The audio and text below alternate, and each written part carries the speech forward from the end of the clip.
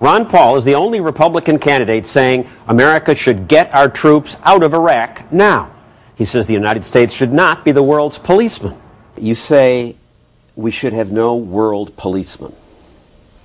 The world doesn't need a policeman. We're wise and powerful. Isn't it our responsibility to help others that way? It's okay for us to have a responsibility personally to help other people. If we didn't have an income tax, you would have more money and you could help as many people as you wanted.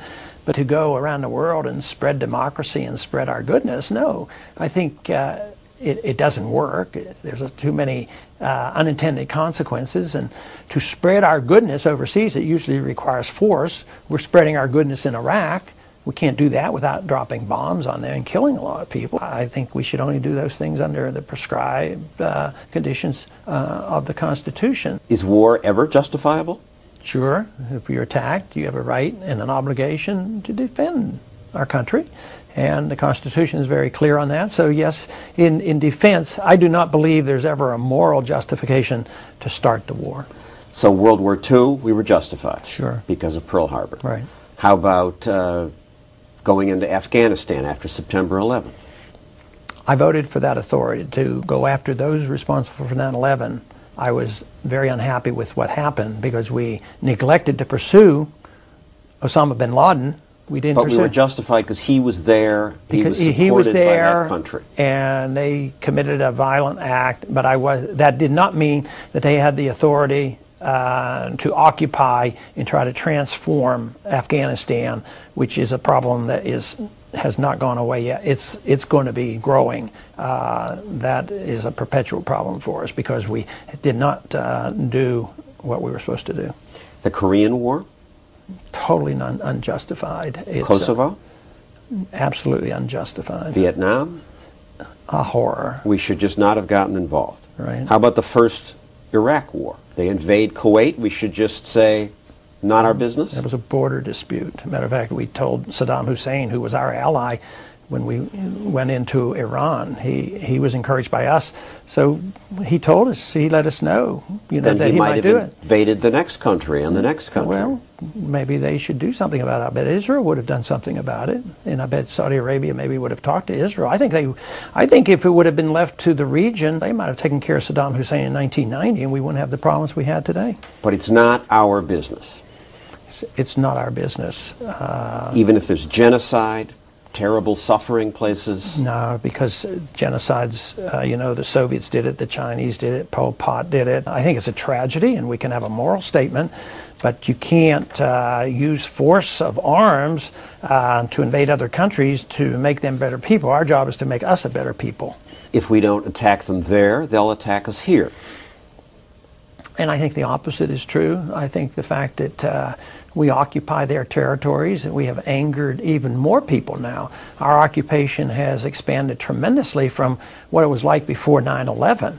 And yet the radicals were able to use our bases in Saudi Arabia and the bombing of Iraq as a reason to come over here. They were motivated, 19 individuals ready to sacrifice their lives and come over here.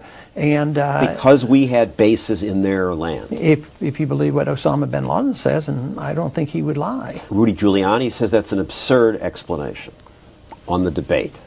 He did say that, and maybe he has changed his mind because I gave him quite a few books to read that have studied this rather well by CIA agents and other experts, and they come up with a different conclusion. I think logic tells us that I'm right on this side of the issue, especially if China were to do the same thing to us, and they were here, and they had troops in our land, and they said they were going to protect their oil. I don't think we would like it. We would resent it. We'd probably do some shooting. We'd be ticked off. Yeah. Is this case not different? There are religious fanatics who hate us and want to kill us simply because of our culture. I don't think that's true. It is not Muslim fanaticism that is the culprit. The country that has the most suicide terrorism is in Sri Lanka, and it's not a Muslim issue. The two most radical Islamic countries in the world, Iran and Sudan, do not commit suicide terrorism. So that is not the litmus test. The litmus test is whether they interpret or we are actually occupying a territory that they resent. In the case of Saudi Arabia, that was holy land for them. You would pull our troops out of most everywhere. You'd pull American troops out of Korea, Germany, Middle East, everywhere. I would. There'd be several reasons. One, under the Constitution, we don't have the authority to just put troops in foreign countries willy-nilly, and we're not at war. I mean, where does this authority come from? The other major reason is we can't afford it anymore. We're going broke. We're on the verge of doing what all great empires have done in the past: spread themselves too far wide around the world, and then they have to come home because the currency is finally devalued and depreciated to the point where you can't afford it anymore, and that's what the markets are telling us right now today. Many say the surge is succeeding. We're at a turning point now, and we are creating a model of democracy in a part of the world that hasn't seen that, and that will change everything. Well, that's the propaganda. I don't happen to believe that, and if you talk to the military people, a lot of them won't agree with it. I happen to get more money from the military, active military people than any other candidate because they see it more from my viewpoint. And if in most of Iraq some religious fanatic comes to power and has money to buy nuclear weapons, just leave them alone? Well, it's not likely to happen, but the threat was that they had them and they didn't. The Soviets had the technology. I was called to service in the 60s. I served 5 years in the Air Force. They were 90 miles off our shore, and they had nuclear weapons there. But we were able to talk to them.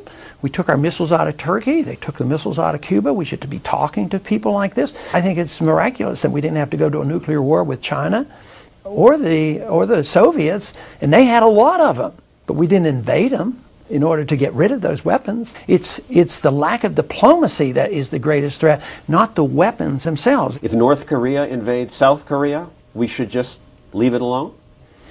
Sure, but it's not going to happen. I mean, South Korea is about 10 times more powerful than North Korea. If China invaded Taiwan? Sure. Well, I mean, that's a border war, and they should deal with it. We should stay out of it. Yeah. If Canada invades Montana?